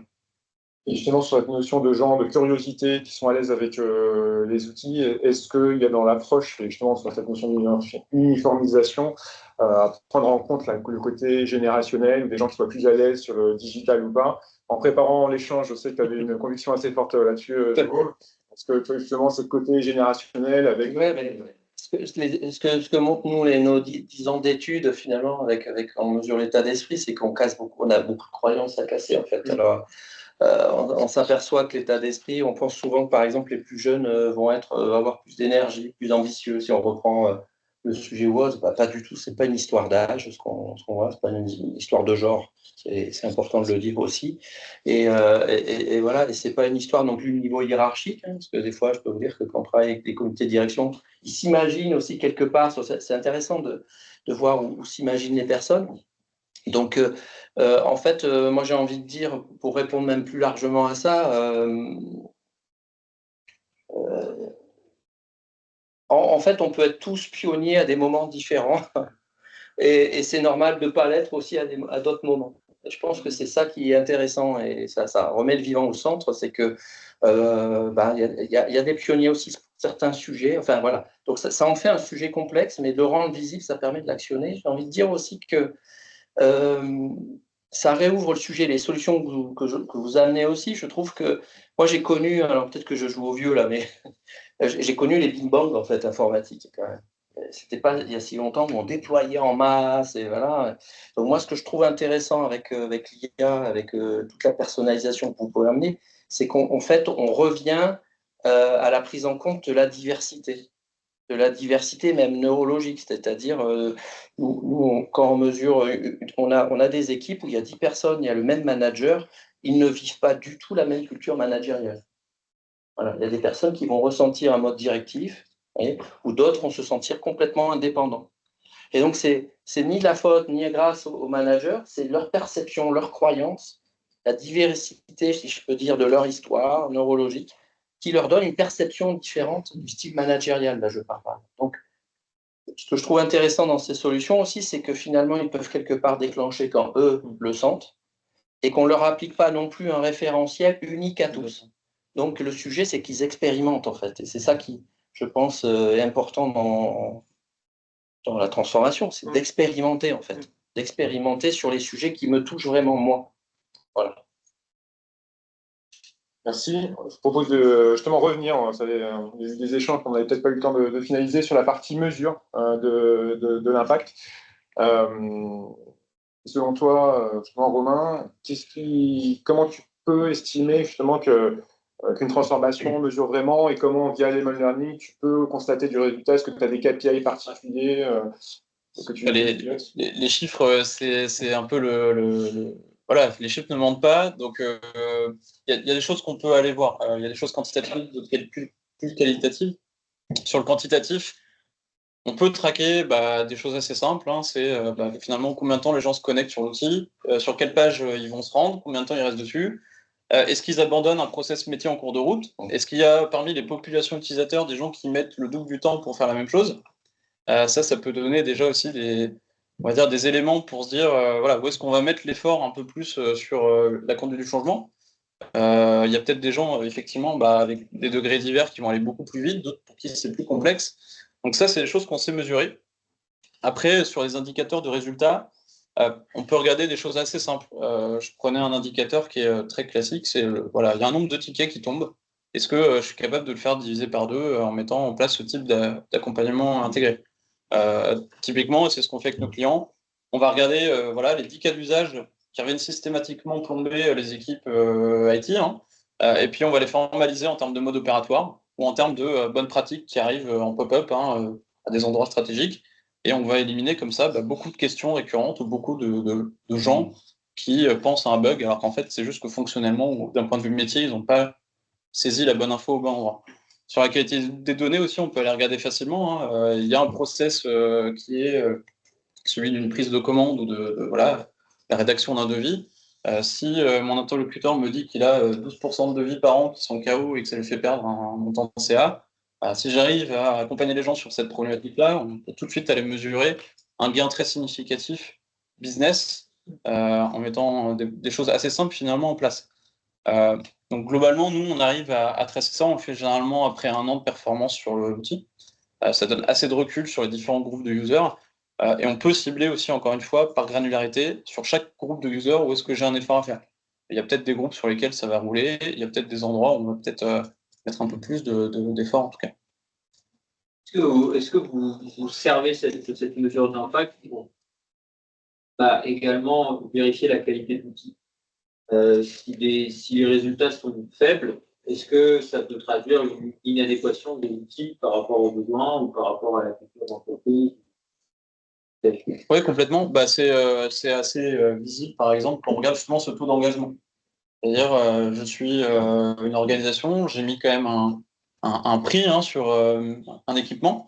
J'ai éventuellement déjà engagé beaucoup de budget pour le mettre en place. Et puis, je me rends compte que chaque mois, j'ai une proportion importante de gens finalement qui ne l'utilisent pas. Ça, déjà, ça doit alerter. Après, la question qui se pose, c'est finalement, est-ce que ces gens-là, je vais mettre en place des modalités pédagogiques pour les raccrocher? Parce que peut-être qu'en fait, ils ont trouvé ça trop difficile et ils ont contourné, ils ont sorti un bon vieil Excel maison qui traînait quelque part chez eux et ça existe, hein. Donc, quel effort je vais mettre pour soit les raccrocher et justifier un budget de licence qui est important, soit tout simplement, je vais me dire, voilà, j'ai peut-être 20% des gens, on a été trop haut, trop vite, on s'est adressé à des gens qui finalement n'ont peut-être pas besoin de ça. Très vite, on peut répercuter ça l'an prochain ou à la fin du contrat avec le prestataire en se disant, merci beaucoup, mais en fait, l'année prochaine, vous allez nous faire moins 20% parce que on n'y est pas en fait.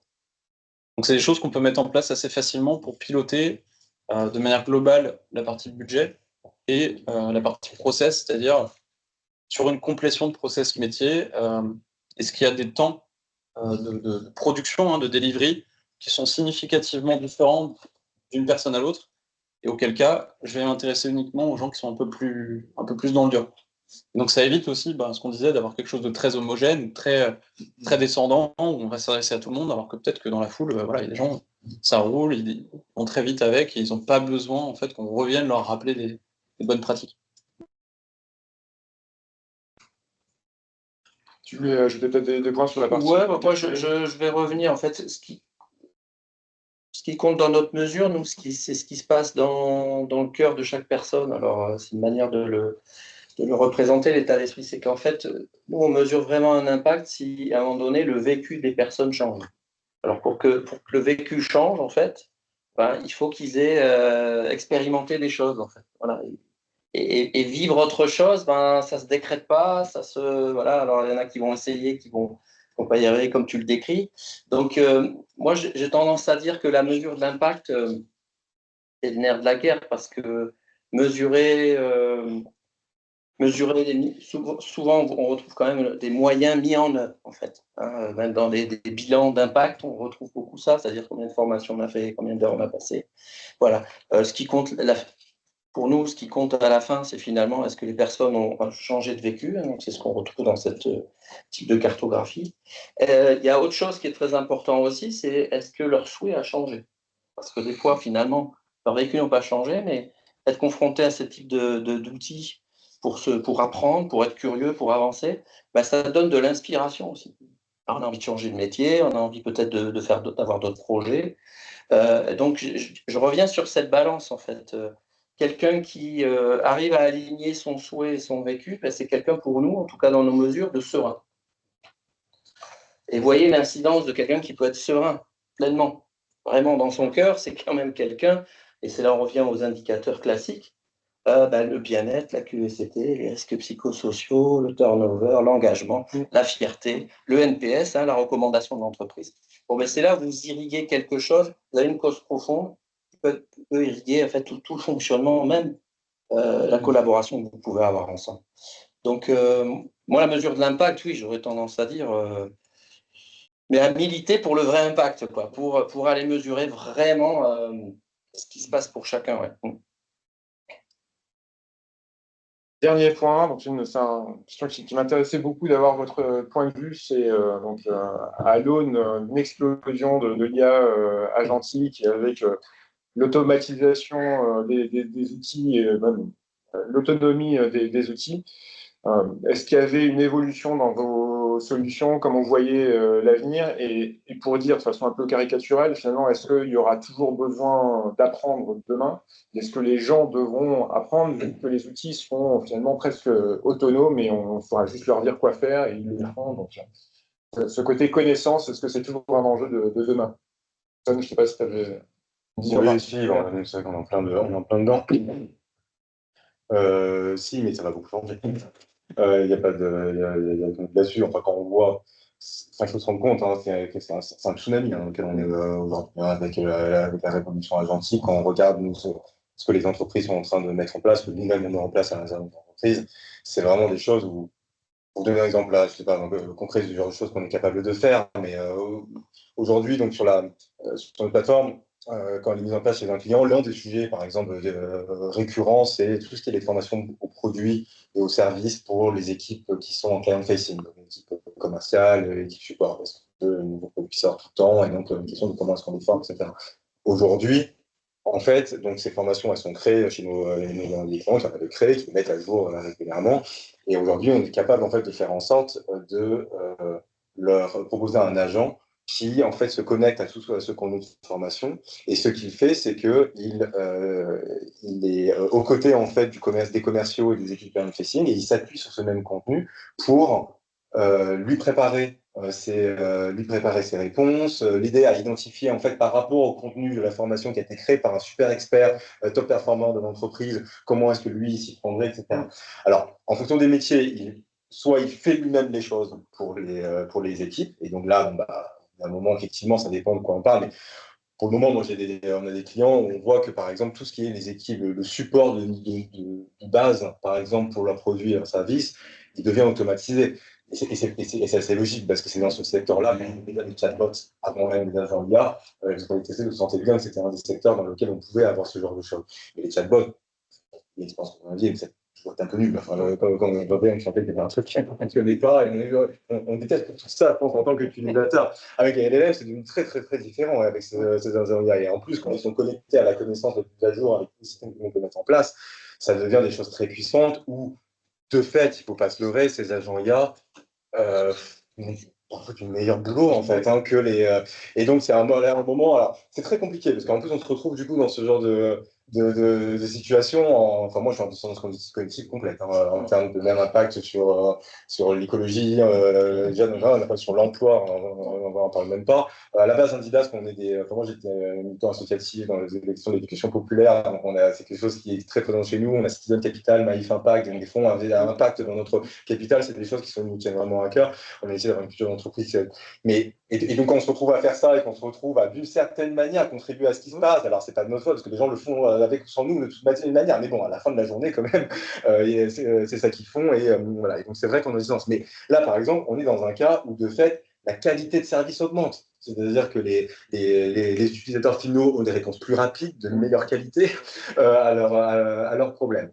Et donc, bon, ce à quoi ça mène, du coup, c'est la question de comment est-ce qu'on fait pour accepter d'endosser, parce que moi, ce que je me dis parfois, c'est comme si j'essayais de résister il y a 200 ans à la robotisation des chaînes de production. Enfin, je veux dire, c'est voué à l'échec de toute façon. Et donc, la question, c'est comment est-ce qu'on aide, nous, en tant que responsables, à aider à accélérer en fait, la montée en compétence de ces personnes-là en même temps pour qu'elles arrivent à monter sur les propositions à valeur ajoutée que les humains on peut faire. Bon, après, des fois, on s'interroge sur est-ce que c'est une course sans fin, parce qu'en fait, si les machines sont elles-mêmes capables de faire de plus en plus de choses à valeur ajoutée, jusqu'où ça va aller. Enfin bon, j'ai envie de dire, on fait ce qu'on peut, quoi. On rentre dans le truc et on essaie de voir pour essayer d'aller plus vite qu'une machine sur ça. Je t'avoue, je suis content d'entendre le terme dissonance cognitive, parce que pour revenir, j'adore ce mot. Mais pour revenir sur le point 3, est-ce que justement ça ne brouillerait pas un peu la contextualisation avec une surexposition ou voire une surcontextualisation où en fait on se dit bah, j'apprends tellement tout le temps ou j'ai tellement tout à disposition que je ne sais même pas par où commencer. Enfin, ça, c'est ma question. Après, évidemment, les solutions que vous proposez sont une amorce de réponse. Mais... Tu veux dire en tant qu'employé dans l'entreprise, tu veux dire? Bah, même en tant que décideur, de dire, je sais que ma transformation, elle est possible parce que j'ai tout un tas d'outils qui existent et que je sais que sur tel angle de mes employés, je me réfère aux analyses qui sont faites chez Infusio, mais de se dire, bah, en fait, je peux tout transformer, donc je transforme tout. C'est cette course au mieux qui est l'ennemi du bien, quoi. Et c'est pour ça que je reviens sur la dissonance collective, c'est même une injonction contradictoire de se dire, bah, je vais tellement vite que j'ai plus besoin de prendre le temps. En fait. J'ai les outils pour aller tellement vite que j'ai plus besoin de prendre ce temps-là. Voilà. Du coup, j'ai un peu brouillé la question initiale, mais comme d'hab, mes collègues, il y a quand même des tenants et des aboutissants qui sont. Moi, je peux le prendre. Je n'ai pas une réponse parfaite à ça. Moi, j'ai juste un chemin que voilà, j'avance. Moi, j'aime bien revenir sur le mot augmenter, en fait, qui est un peu passé maintenant, mais en fait, si tout ça, parce que finalement, l'IA, c'est de la statistique, enfin voilà, on peut revenir à tout ça, mais si c'est pour être augmenté, travailler mieux, plus efficacement, apprendre plus vite, personnaliser, c'est ce qu'on a dit avant, c'est vertueux. Enfin voilà, je pense que la vraie question pour moi, ou la limite que je mets aujourd'hui, mais forcément je suis dans ce sujet-là, enfin, c'est deux choses. C'est qui prend la décision, qui décide. Parce qu'on peut être augmenté en tant que décideur ou un ouvrier sur une machine. Je peux avoir plein de capteurs et être augmenté, mais en même temps, c'est moi qui quand même décide et qui ai la main. Donc je crois qu'on revient à la culture managériale, qui est un sujet complètement d'actualité, de leadership, qui prend la décision, et puis aussi le sujet de l'interaction aussi. C'est-à-dire que si je ne travaille plus qu'avec des machines, il reste le même sujet que quand on est en équipe entre humains, en fait. Comment on va collaborer? Donc, en fait, ce qui se complexifie, c'est le sujet de la collaboration. On n'a pas résolu comment on collabore bien, déjà, entre humains. Mais en plus, on va rajouter, et c'est déjà le cas, on rajoute en plus des robots. Un sujet qui est passionnant, hein, qui est de dire, mais comment aujourd'hui on va collaborer entre humains avec des robots? Donc voilà, c'est le sujet vraiment interaction, collaboration, autonomie même. Comment je reste autonome, libre arbitre, quoi. Et puis le sujet, décision, qui est alpha mot, quoi. Sur ce sujet, quand même, après, je pense que ça dépend aussi des secteurs d'activité et autres. Mais moi, ce que je vois chez nous, en tant qu'entreprise, chez Didas, et chez pas mal de nos clients, la réalité, c'est qu'on n'a pas vraiment le choix sur le plan pour une entreprise, en fait. Hein. C'est-à-dire que moi, au début, on se posait la question de est-ce qu'on veut y aller sur cette transformation agentique, même en interne, chez Didas, dans nos équipes. Et les questions se sont vraiment posées, parce qu'on avait même des développeurs qui disaient, parce que c'est surtout les agents pour le code qui ont été d'abord les plus performants, etc. Ils disaient, mais il y a certains d'ailleurs qui sont encore mal à l'aise, ils se disent, mais en fait, j'aime pas ça, moi, travailler avec les agents. En fait, ils me prennent exactement le truc que j'aimais faire, qui était la rédaction du code. C'est pas le cas de tout le monde. Il y en a d'autres qui adorent parce que justement, ils aimaient bien se poser des questions d'architecture et donc ils adorent le fait qu'ils aient des agents qui créent. Mais en fait, alors autant j'ai d'autres transformations, même dans l'entreprise, dans lesquelles moi je m'étais dit, bon, ok, ça peut être une décision d'entreprise de se dire, nous en tant qu'entreprise, on décide de ne pas y aller pour telle raison. Mais en fait, le problème, c'est que la révolution agentique, ça a un tel impact différentiel en termes de productivité, de réduction des coûts, que je vous dis, c'est que alors là, ça dépasse ce que moi j'en ai envie ou pas, ou est-ce qu'on en a envie. Si on ne le fait pas, on est mort. Parce que là, c'est un ratio de x10, x20 en termes de productivité, ce qu'on est capable de faire aujourd'hui par rapport à ce qu'on faisait avant qu'on adopte. Je dis, mais si nos concurrents à capitaux égaux font la même chose, enfin le font et que nous on ne le fait pas, c'est pas possible. Et donc c'est ça un peu la problématique auquel on est confronté. On a l'impression que cette transformation à marche forcée, on le voit chez nos clients aussi. Et donc comme nous on a beaucoup à le faire, enfin on l'a fait chez nous et on a essayé de prendre vraiment beaucoup de précautions aussi sur essayer de voir, enfin aussi comment est-ce qu'on accompagne chacun. Et je crois qu'on a quand même pas mal réussi à essayer de faire en sorte que chacun arrive à voir quelle pouvait être une étape enthousiasmante pour lui dans ce monde-là, même les plus réticents. Ce qu'on essaie de faire maintenant, c'est d'essayer d'accompagner nos clients à ça, cette transformation IA, en essayant aussi de faire en sorte que dans les secteurs d'activité notamment où ils n'ont pas vraiment le choix, de se dire que là, on a un impact positif sociétal. Alors, c'est une de mes manières d'essayer de résoudre ma dissonance cognitive. C'est de dire que, de fait, on le voit, on a vraiment des clients qui sont, vous voyez, des entreprises françaises, locales, de terrain, vous voyez, dans les régions, et qui, en fait, sont vraiment, vraiment un peu dépassés avec tout ça, et qui, en fait, si on les accompagne pas et on les aide pas, vont se faire dévastés, littéralement, dans quelques années. Et donc, on se dit que quand même, si on arrive, nous, à les aider, à les amener, vous voyez, à se transformer et à prendre le train en marche, et à leur faire pas en avant, en fait, c'est quand même aussi des emplois qu'on sauve, c'est aussi, en fait, de l'économie, en fait, locale qu'on arrive à sauver. Donc voilà, et si un jour le monde décide de freiner l'IA agentique pour tout le monde et que les règles du jeu sont les mêmes pour tout le monde, et tant mieux, mais pour le moment, tant que ça y est, moi je pense que pour beaucoup d'entreprises, elles n'ont juste pas le choix. Et c'est ça la difficulté qui nous est posée par cette révolution-là. Est-ce qu'il y a du coup une grande différence, c'est plutôt pour toi, Romain, entre aider à prendre en main un outil qui est sans IA et un outil qui est dopé à l'IA et qui du coup en plus évolue très vite et donc derrière j'imagine que vous devez vous adapter plus rapidement à des nouveaux modules qui existent, à des nouvelles manières d'utiliser l'IA à l'intérieur d'outils dans les entreprises. Complètement. Alors, ça soulève pas mal de choses, là, ce qui est dit. Déjà, je pense qu'il faut avoir beaucoup d'humilité parce qu'objectivement, personne ne sait où on va. Donc, c'est un premier truc à garder en tête et on voit le rythme, en fait, est tellement fou que c'est bien difficile de faire des projections. La deuxième chose, je trouve, c'est que dans un écosystème où la technologie devient exponentielle, je pense que paradoxalement, le vrai sujet, ça va être de garder, ou en tout cas de former une capacité d'analyse et une capacité de structuration mentale. En fait, c'est de reprendre de la perspective sur les outils. C'est-à-dire, si je sais en fait que ma technologie ou mes outils me permettent de tout faire, la question, ça devient effectivement le pourquoi. Quel est l'enjeu que je veux y mettre.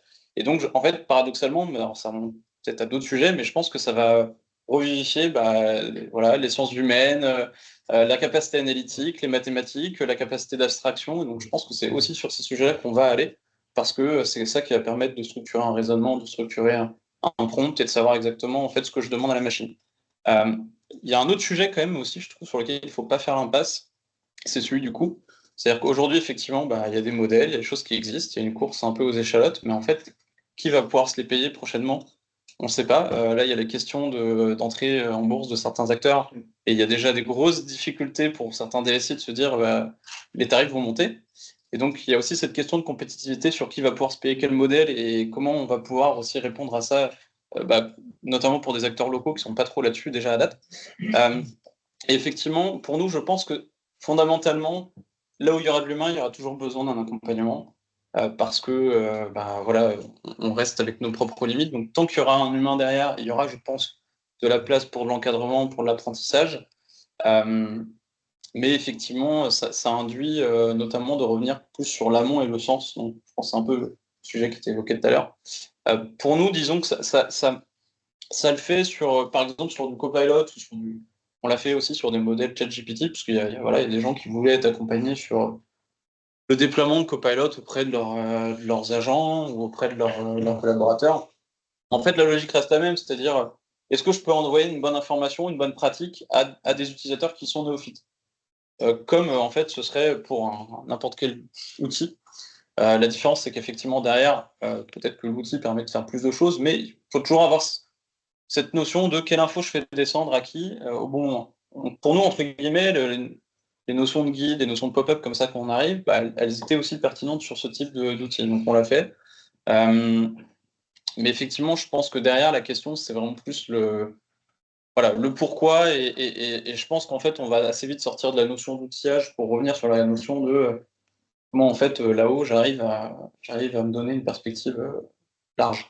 Et le dernier point, bah, justement dans un monde où je pense qu'on va aller quand même globalement sur une individualisation très très forte sur ces sujets-là, bah, c'est comment je garantis qu'on reste dans une organisation, qu'on reste dans un collectif.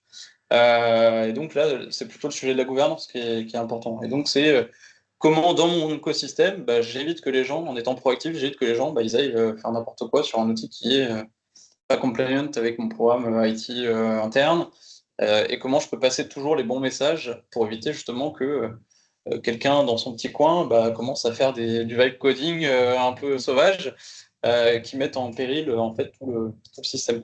Donc je pense que en fait on va sortir de l'aspect outillage parce que voilà on va être complètement, enfin, je veux dire chacun va y aller et les nouvelles générations vont naître avec, mais on va revenir à la fois sur le sujet amont de qu'est-ce que j'en fais et le sujet aval de comment je garantis globalement qu'il y ait une cohérence collective sur ça pour éviter que ce soit le Far West dans les orgas, parce que sinon ça va être la fuite intersidérale, quoi. Et on le voit, alors nous on le fait avec voilà, ce type de système un peu de détection, c'est-à-dire, j'en sais rien, et c'est le cas, hein, je vois que les gens commencent à aller sur WeTransfer, et en fait tout de suite je fiche leur écran, je leur mets une pop-up en disant non, en fait l'outil chez nous c'est OneDrive, et on t'invite fortement, on t'oblige à aller. Même, voilà. Mais ça peut prendre d'autres formes. Ça peut prendre, même sans aller sur des outils, par exemple, à risque. Ça peut être, voilà, et comment je fais en sorte que mes collaborateurs, sur leur temps de travail, alors après, c'est à définir en interne, mais comment éviter qu'ils aillent acheter un canapé sur le site de la Redoute un jeudi à 15h. Et donc là, on a aussi bah, cette définition de dire comment, sur leur écran, je peux faire apparaître quelque chose pour leur dire c'est voilà, c'est pas le moment, tu le feras ce soir en rentrant, mais là, on te réoriente vers ta suite Office ou autre chose, parce que c'est là qu'on t'attend. Enfin, voilà. Après, encore une fois, tout est une question de dosage, tout est une question de politique, de culture interne, mais je pense que c'est assez lié. C'est, voilà, les gens peuvent faire beaucoup de choses, ils vont être en capacité de faire encore plus de choses, mais comment j'encadre euh, collectivement ces questions-là, en fait. Enfin, ça peut être la Redoute comme d'autres, je suis pas sponsorisé, je travaille pas avec eux. Une anecdote quand même drôle, c'est une question m'a fait penser à quelque chose quand même. C'est que nous, quand on a commencé là, à utiliser le code et tous ces outils là, qui nous ont permis d'accélérer considérablement notre vitesse de release de nouvelles fonctionnalités là, sur Didask, au début, le problème que ça a créé, c'est qu'on sortait trop de choses trop vite. Et en fait, nos clients et nos utilisateurs, du coup, finaux à nous, enfin, ça allait trop vite par rapport à la vitesse du changement. On en avait parlé tout à l'heure, et on a eu des problèmes parce qu'en fait, nos mécanismes de tous les process qu'on avait en place, vous savez, pour le shipping, le care, enfin, c'est là pour accompagner les releases auprès de nos clients, n'était pas calibré suffisamment pour cette vitesse-là de release. Donc, on a dû, ça a été compliqué. Enfin, on y est arrivé maintenant. Mais du coup, il a fallu du travail pour réussir à trouver la bonne manière de release beaucoup, mais à un rythme qui est digeste pour nos utilisateurs et nos clients. On travaille. Oui. Oui. Ok, merci beaucoup. Est-ce que vous avez des questions ou il y en a qui ont soif? C'est rapide, c'est juste pour ça. C'est que tu as 90 employés pour connaître un peu la proportion des collaborateurs en R&D, des commerciaux, etc. C'est quoi à peu près le split dans une boîte comme ça? Tu peux faire une d'achat, c'est ça? En gros, c'est 50% équipe produit tech. Donc, ça cumule développeurs, designers, product managers et tout ce qui est prompt engineer et ingénieur R&D sciences cognitives. Et après, tu as à peu près, je dirais, 30% qui sont tout ce qui est équipe commercial, marketing, et les 20% qui restent, 10% sur l'équipe customer, dans success, care, accompagnement client, et 10% qui restent toutes les fonctions support transverse, data, opération, MH, finance. Merci beaucoup. Ça donne envie de postuler? Écoutez, merci beaucoup pour ces échanges très riches et on aura l'occasion de poursuivre autour d'un verre. Merci beaucoup.